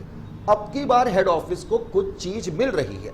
हेड ऑफिस ने जो गुड्स ब्रांच को भेजे, ब्रांच ने उसमें से कुछ गुड्स हेड ऑफिस को वापस कर दिए। तो जब ब्रांच कोई गुड्स हेड ऑफिस को वापस करेगी तो अब की बार हेड ऑफिस रिसीव कर रहा है, और अभी अभी मैंने कहा कि जब हेड ऑफिस रिसीव करेगा तो उसकी क्रेडिट साइड में हम लिखेंगे goods send to branch account. बेटे अकाउंट का title goods send to branch ही होगा, यह भूलना नहीं है। हालांकि ब्रैकेट में आप रिटर्न्स लिख सकते हैं, इसका डायरेक्टली आप गुड्स रिटर्न नहीं लिखेंगे। अकाउंट्स का title goods send to branch होगा क्योंकि आपकी एंट्री रिवर्स हो जाएगी। अब एंट्री हो गई goods send to branch account debit, क्योंकि गुड्स हमारे पास वापस आ रहे हैं टू ब्रांच अकाउंट और ब्रांच हमें गुड्स भेज रही है। तो आपकी एंट्री हो गई goods send to branch account debit to branch account. Is it clear to you? तो अब मैं क्या करूंगा, यानी कि जब ब्रांच हमें गुड्स वापस करेगी तो मैं ब्रांच अकाउंट की क्रेडिट साइड में उसको लिखूंगा। Is it clear? सिंपल सा रूल है। जब भी हेड ऑफिस किसी चीज से अलग होगा हम डेबिट में लिखेंगे, कोई भी चीज हेड ऑफिस रिसीव करेगा तो हम क्रेडिट में लिख देंगे। अब बेटे हम एक टर्म यूज करेंगे जिसको हम बोलते हैं रेमिटेंसेस। क्या बोलते हैं? रेमिटेंसेस। रेमिटेंसेस ब्रांच अकाउंट की क्रेडिट साइड में लिखी जाती हैं। क्यों लिखी जाती हैं और रेमिटेंसेस का मतलब क्या होता है ये मैं अपने आप अभी बताऊंगा। रेमिटेंसेस, तो रेमिटेंसेस, पहले तो आपको यह मालूम होना चाहिए कि रेमिटेंसेस का मतलब क्या है। ध्यान से सुने, रेमिटेंसेस का मतलब है कि ब्रांच मैनेजर ने इस अकाउंटिंग पीरियड में जितना भी कैश कलेक्ट करा और कलेक्ट करने के बाद जो हेड ऑफिस को भेज दिया उसको रेमिटेंसेस बोलेंगे। रेमिटेंसेस का क्या मतलब है कि ब्रांच मैनेजर ने जितना भी कैश कलेक्ट करके हेड ऑफिस को भेजा, इसका मतलब है कि हेड ऑफिस अब की बार कुछ रिसीव कर रहे हैं। मैंने अभी अभी कहा कि हेड ऑफिस कोई भी चीज रिसीव करेगा तो we are going to put it on the credit side. तो अब पॉइंट ये है कि रेमिटेंसेस के अंदर क्या क्या चीज आ सकती है। बेटे रेमिटेंसेस के अंदर बेसिकली दो चीजें आएंगी। अभी इनिशियल स्टेज में मैं इतना बोलूंगा और बाद में हम इसको और एलोबरेटिव एंगल से देखेंगे। रेमिटेंसेस के अंदर बेसिकली दो चीजें आती हैं। एक तो हम बोलते हैं कैश सेल्स, क्योंकि ब्रांच मैनेजर जो कैश कलेक्ट करता है वो दो चीजों से करता है, एक तो कैश सेल से और हम लिखेंगे कैश फ्रॉम डेटर्स या cash collected from debtors.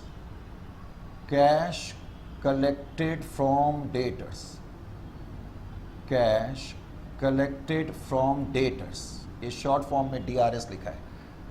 Head office ने जितना भी कैश कलेक्ट करा कैश सेल से और डेटर से, मैंने ये नहीं कहा कैश सेल और क्रेडिट सेल, मैंने कहा remittance is combination of cash sales and credit sales, cash sales and cash collected from debtors, sorry. तो cash sales and cash collected from debtors will constitute remittances. इन दोनों को मिलाकर के हम रेमिटेंसेस बोलते हैं, और रेमिटेंसेस का मतलब है कैश कलेक्ट करके हेड ऑफिस को भेजना। Is it clear to you? Branch manager generally दो सोर्सेस से कैश कलेक्ट करता है, एक तो कैश सेल से और डेटर से। इस केस में जो मैंने यहां पर लिखा, बताओ रेमिटेंसेस का अमाउंट कितना होगा, 10 लाख या 9 lakh? 9 lakh. That is cash sales plus cash collected from debtors which is 4 lakh. तो total amount will be 9 lakh. Is it clear to you or not? तो पॉसिबली ये ट्रांजैक्शंस हो सकती हैं हेड ऑफिस और ब्रांच के बीच में। अब जरा ध्यान दें, अब ऐसी भी पॉसिबिलिटी है कि इस अकाउंटिंग ईयर के एंड में बैलेंस कैरीड डाउन, इस अकाउंटिंग ईयर के एंड में ब्रांच के पास कुछ बैलेंस बच जाए। जैसे कि मैं अभी बता रहा था, हमने 5 लाख के गुड्स क्रेडिट में बेचे। मैंने आपको यही बताया था कि हमने 5 लाख के गुड्स क्रेडिट में बेचे और उसमें से 4 लाख रुपए तो हमें मिल गए और 1 लाख के डेटर्स बच गए। यही तो मैंने आपसे कहा। तो इसका मतलब ऐसी पॉसिबिलिटी है कि अकाउंटिंग ईयर के एंड में कुछ बैलेंसेस बच सकते हैं। अगर अकाउंटिंग ईयर में किसी चीज के बैलेंसेस बचेंगे तो उसको हम ब्रांच अकाउंट में क्रेडिट साइड में लिखेंगे। और जनरली जो बैलेंसेस बचते हैं, एक तो स्टॉक का बैलेंस, डेटर्स का बैलेंस, अधिकतर ये बैलेंसेस बचेंगे। बेटे स्टॉक का क्या मतलब है? हेड ऑफिस ने ब्रांच को गुड्स भेजा, अब सारे गुड्स तो बिक नहीं जाएंगे। ऐसी पॉसिबिलिटी हो सकती है कि अकाउंटिंग ईयर के एंड में कुछ गुड्स बच जाएं, तो जो गुड्स बचेंगे उनको हम यहां पर रिफ्लेक्ट करेंगे स्टॉक के रूप में। इसी तरह डेटर से सारा पैसा तो कलेक्ट नहीं हो सकता क्रेडिट कस्टमर से अकाउंटिंग पीरियड के एंड तक, तो कुछ पैसा बच जाता है तो वो भी हम यहां पर रिफ्लेक्ट करेंगे। अब बेटे ध्यान से सुने, जो ये बैलेंसेस हैं क्लोजिंग बैलेंस, नेक्स्ट ईयर जब मैं ब्रांच अकाउंट बनाऊंगा अगले अकाउंटिंग पीरियड में, तो ये क्लोजिंग बैलेंस ओपनिंग बैलेंस के रूप में आएंगे या नहीं आएंगे? बिल्कुल आएंगे। तो ठीक इसी तरीके से इस केस में जो पिछले साल के क्लोजिंग बैलेंसेस थे उनको हम ओपनिंग बैलेंस के रूप में यहां पर लिखेंगे। तो ओपनिंग बैलेंसेस के रूप में अगर कोई बैलेंसेस हैं, जैसे कि स्टॉक का, पिछले साल का बचा हुआ स्टॉक जो है वो करंट अकाउंटिंग पीरियड का ओपनिंग बैलेंस हो जाएगा। इसी तरह से डेटर्स, समझ में आया कि नहीं आया? Is it clear to you or not? पक्का बात समझ में आ गई? उसके अलावा मैंने कहा कि हेड ऑफिस अपनी बुक्स में एक तो ब्रांच अकाउंट बनाता है और एक ब्रांच डेटर्स अकाउंट भी बनाता है, करेक्ट? बेटे ब्रांच डेटर्स क्या हैं? एसेट हैं। किसी भी एसेट का ओपनिंग बैलेंस कहां से स्टार्ट होता है? डेबिट साइड से स्टार्ट होता है। किसी भी एसेट का ओपनिंग बैलेंस डेबिट साइड से स्टार्ट होता है। कोई भी चीज जब एसेट को बढ़ाती है तो हम उसको डेबिट करते हैं, और कोई भी चीज एसेट को कम करती है तो हम उसे क्रेडिट करते हैं। बेटे मुझे ध्यान से बताओ, अगर ब्रांच कुछ गुड्स क्रेडिट में बेचेगी तो क्या डेटर्स बढ़ेंगे या कम होंगे? सर डेटर्स बढ़ जाएंगे। Very good. डेटर्स बढ़ते हैं क्रेडिट सेल्स की वजह से। यही वजह है कि क्रेडिट सेल्स हम डेटर्स अकाउंट की डेबिट साइड में लिखते हैं। बेटा ये क्रेडिट लिखा है मैंने। आपने ध्यान दिया कि मैंने क्रेडिट सेल्स ब्रांच अकाउंट में नहीं लिखा है। ब्रांच अकाउंट में हमने कैश कलेक्टेड फ्रॉम डेटर्स लिखा है, क्रेडिट सेल्स नहीं लिखा है। एक तो ये अभी ध्यान रखना है। डेटर्स से जब हमें कैश मिलेगा तो डेटर्स का बैलेंस कम हो जाएगा, इसमें कोई डाउट नहीं। तो कैश कलेक्टेड फ्रॉम डेटर्स या कैश फ्रॉम डेटर्स मैं डेटर्स अकाउंट में लिख दूंगा।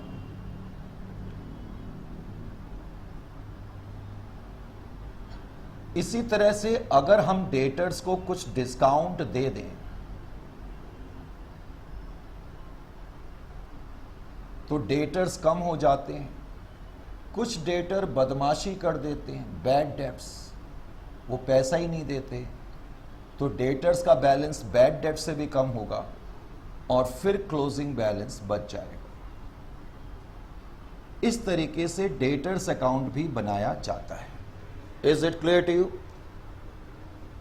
आपने बीकॉम लेवल में पढ़ा हुआ है कि इस तरीके से डेटर सिस्टम में हेड ऑफिस अपनी बुक्स में ब्रांच अकाउंटिंग करता है। जनरली आप लोग क्या करते हैं या आपको क्या बताया जाता है कि भाई ये फॉर्मेट है ब्रांच अकाउंट का, अब आप इसको बैलेंस कर लो और अपना नेट प्रॉफिट कंप्यूट कर लो। अधिकतर हम इतना जानते हैं कि ब्रांच अकाउंट को हम बैलेंस कर देंगे और क्रेडिट साइड बड़ी होगी तो ये प्रॉफिट निकल आएगा, दैट्स ऑल। और तो हमें कुछ पता नहीं है। हमें यह भी मालूम है कि भाई यहां पर हम डेटर्स अकाउंट भी बनाते हैं, बस इससे ज्यादा हमें मालूम नहीं होता और हमें क्वेश्चन सॉल्व करने आते हैं, दैट्स ऑल।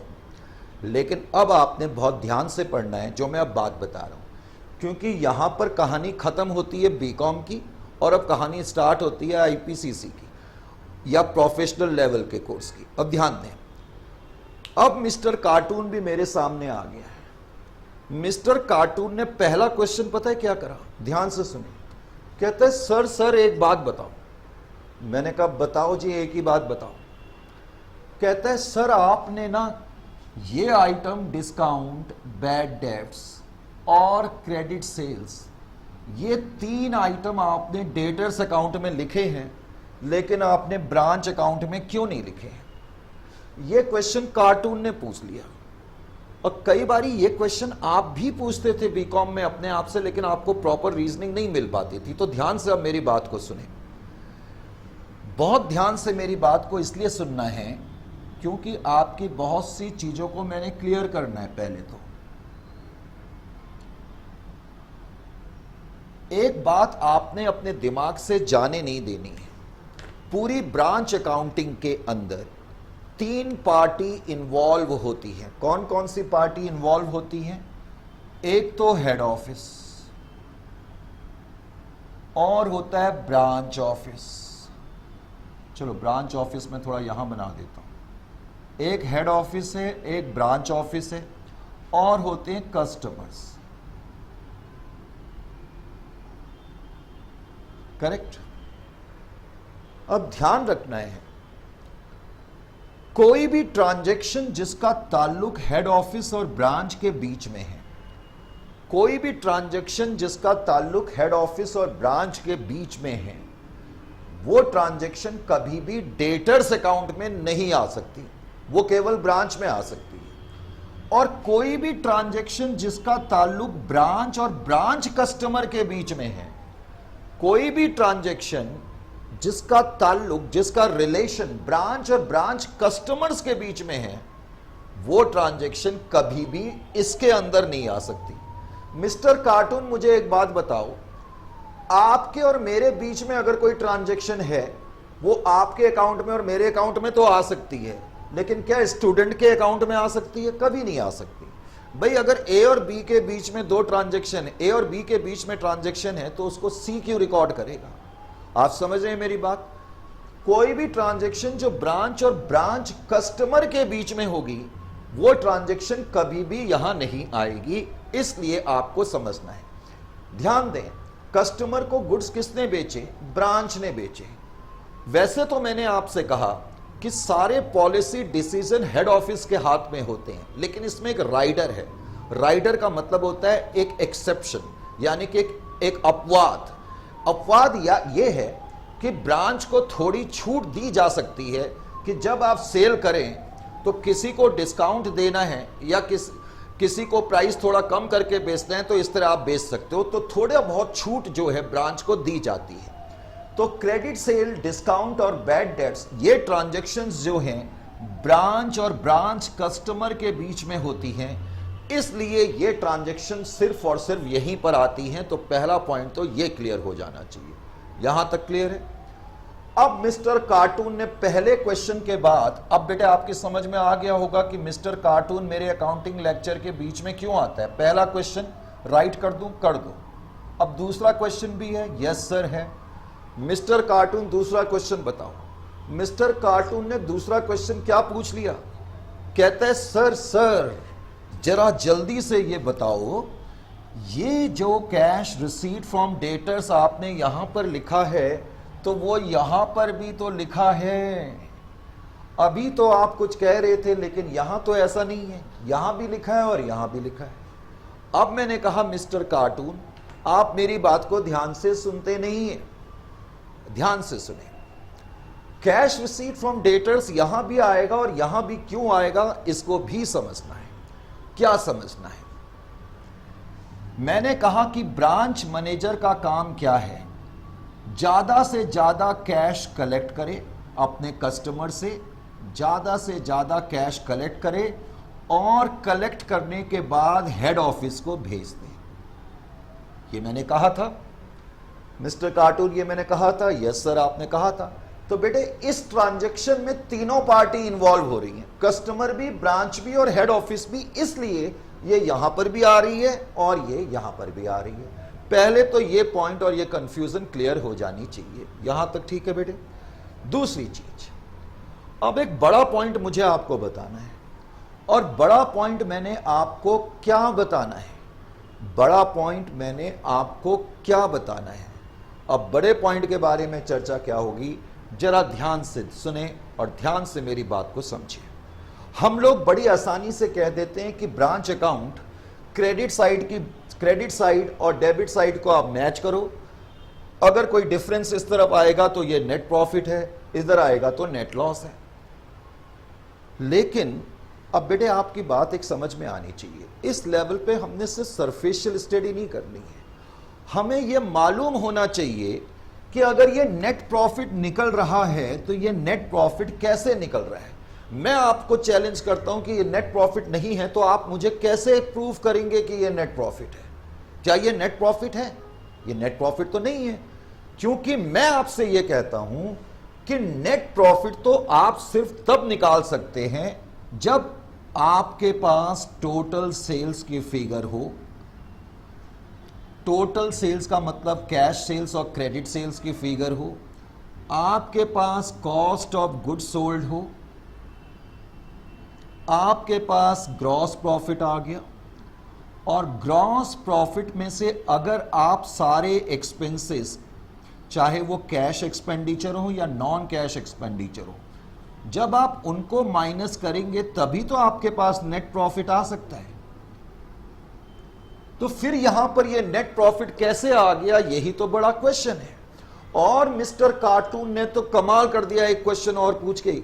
मिस्टर कार्टून कहता है कि सर ये बताओ कि ये नेट प्रॉफिट कैसे आ रहा है, क्योंकि हमने तो यही पढ़ा है कि नेट प्रॉफिट कंप्यूट करने के लिए ये चीजें होनी बहुत जरूरी है, और इसके बिना तो नेट प्रॉफिट आ ही नहीं सकता। तो आपने नेट प्रॉफिट कैसे लिखा?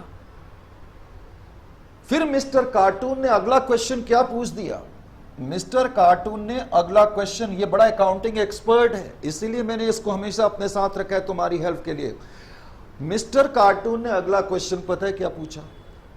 ये कहता है सर किसी दूसरे अकाउंट का बैलेंस, किसी दूसरे अकाउंट का बैलेंस किसी दूसरे अकाउंट के अंदर लिखा जा सकता है क्या? क्या ये अकाउंटिंग पॉलिसी आप ठीक अडॉप्ट कर रहे हैं?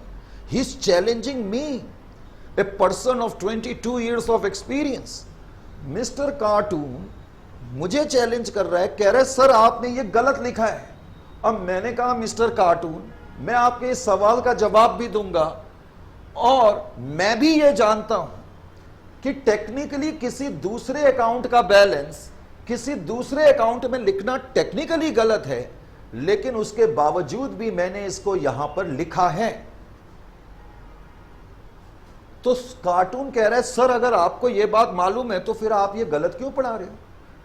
अब मैंने कहा भैया आपने बीकॉम में पढ़ा हुआ है और तो और आईसीआई के मॉड्यूल में भी ये चीजें यहां लिखी हैं, तो मैं गलत कहां से हूं?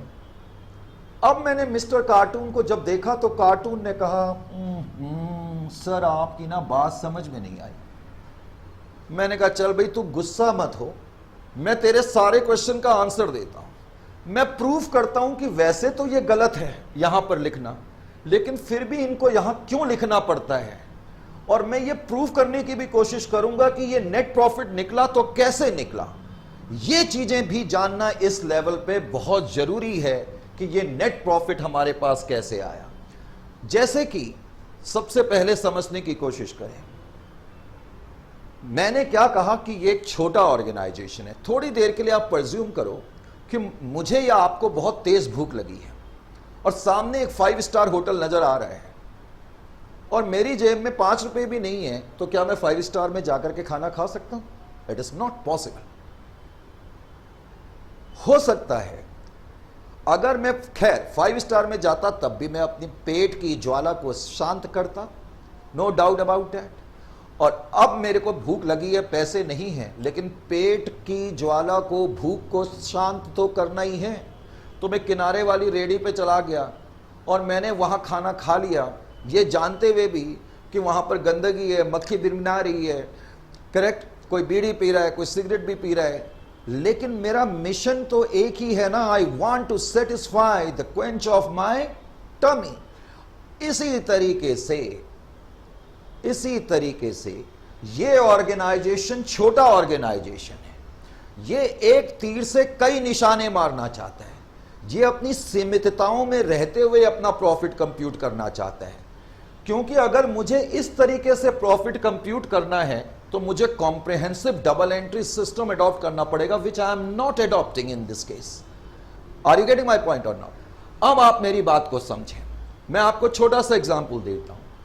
आपने खुद मुझसे कहा मिस्टर कार्टून कि प्रॉफिट तो ऐसे ही निकाला जा सकता है, मैंने भी आपकी बात से कहा कि प्रॉफिट ऐसे ही निकाला जा सकता है। यार अब तो खुश हो जाना, ये चेहरा ठीक नहीं लग रहा तेरा, ऐसे ही कर देते हैं। हाँ जी, अब बताओ क्या मैंने इसके अंदर कॉस्ट ऑफ गुड्स सोल्ड लिखा है? आप लोग बताएं। Sir cost of goods sold तो आपने नहीं लिखा है। बेटा समझने की कोशिश करो, जरा ध्यान से देखो। सपोज आपके पास 10 रुपए का ओपनिंग स्टॉक पहले से पड़ा है, करेक्ट, 10 रुपए का स्टॉक पहले से पड़ा है और मैंने आपको गुड्स भेजे 100 रुपए के, 110 रुपए के गुड्स आपके पास हो गए और उसमें से मान लेते हैं 5 रुपए के गुड्स आपने रिटर्न कर दिए, तो अब आपके पास 105 रुपए के गुड्स हैं नेट। मैं हेड ऑफिस जो आपको गुड्स भेज रहा हूं, एक तरीके से आप उसको परचेज मान लो, तो ओपनिंग स्टॉक प्लस परचेजेस, अब आपके पास 105 रुपए के गुड्स हैं। मान लेते हैं इस साल के एंड में 20 रुपए के गुड्स आपके पास बच गए, तो इसका क्या मतलब हो गया कि आपने 85 रुपीज के गुड्स बेच दिए। कितने में बेचे उसको छोड़ो, लेकिन इतनी कॉस्ट प्राइस के गुड्स आपने बेच दिए। You are getting my point or not? This is your cost of goods sold. अब आपकी बात समझ में आनी चाहिए, किसी तरीके से मैं कॉस्ट ऑफ गुड्स सोल्ड को यहां पर लाना चाहता हूं, और कॉस्ट ऑफ गुड्स सोल्ड को मैं तभी ला सकता हूं जब मैं ओपनिंग स्टॉक भी लिखूं, जब मैं गुड्स सेंट टू ब्रांच भी लिखूं, जब मैं goods sent to branch returns भी लिखूं और क्लोजिंग स्टॉक भी लिखूं। आपकी बात समझ में आई? मिशन एक ही है, चाहे मैं 5 स्टार में जाकर के या रेडी के पास जाकर के अपनी भूख शांत करूं, इसी तरह बड़ा ऑर्गेनाइजेशन है या छोटा ऑर्गेनाइजेशन है, they have got only one motive, they want to compute their net result. अब नेट रिजल्ट कंप्यूट करने के लिए मैं कॉम्प्रिहेंसिव डबल एंट्री सिस्टम नहीं अडॉप्ट कर सकता।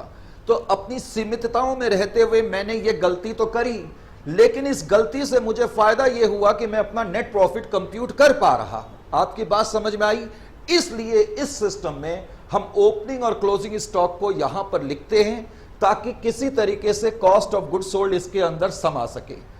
यानी कि हम इस सिस्टम के अंदर कॉस्ट ऑफ गुड्स सोल्ड लिखते हैं। मैं आपको प्रूव करने की कोशिश कर रहा हूं कि यह नेट प्रॉफिट कैसे आया। अब मुझे यह बताओ, क्या इसके अंदर मैंने टोटल सेल्स, कैश सेल्स तो मैंने लिखी हैं, क्या मैंने इसके अंदर क्रेडिट सेल्स भी लिखी है या नहीं लिखी है?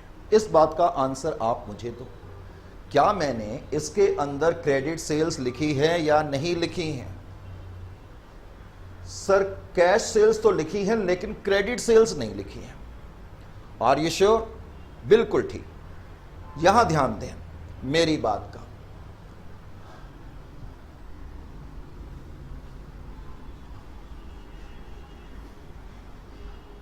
अब जरा यहां पर ध्यान दें बेटे, मैंने कहा ये डेटर्स अकाउंट है। सपोज ओपनिंग डेटर 10 रुपए के है, तो मैं ओपनिंग डेटर एक बार यहां लिखूंगा और मैं डेटर्स अकाउंट में भी लिखूंगा, करेक्ट?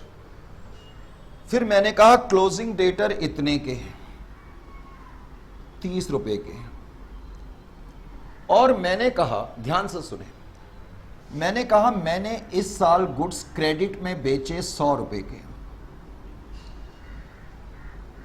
इसका मतलब 10 रुपए के डेटर्स पहले से ही हैं और मैंने 100 रुपए की क्रेडिट सेल और करी, तो 110 रुपए के टोटल डेटर्स हो गए। 110 रुपए के टोटल डेटर्स में से इस साल के अंत में केवल 30 रुपए के डेटर बचे हैं, तो इसका मतलब कैश रिसीट फ्रॉम डेटर कितना हो गया? 80 रुपीज हो गया। Are you getting my point or not? अब मेरी बात को और ध्यान से सुने। अगर मैं ओपनिंग डेटर, ओहो ये पेन ही नहीं लिख रहा है, अगर मैं ओपनिंग डेटर, क्लोजिंग डेटर और कैश रिसीव्ड फ्रॉम डेटर्स, ध्यान से दिखें, ये ओपनिंग डेटर्स है, करेक्ट? ये ओपनिंग डेटर है, ये कैश रिसीट फ्रॉम डेटर्स है और ये क्लोजिंग डेटर्स है। ये बात समझ में आ गई बेटे आपके?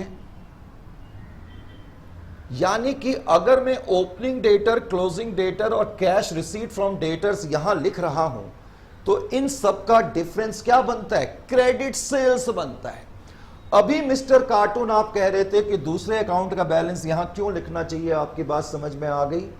क्योंकि हम किसी तरीके से इसके अंदर सेल्स की फिगर लाना चाहते हैं, क्रेडिट सेल्स की फिगर लाना चाहते हैं।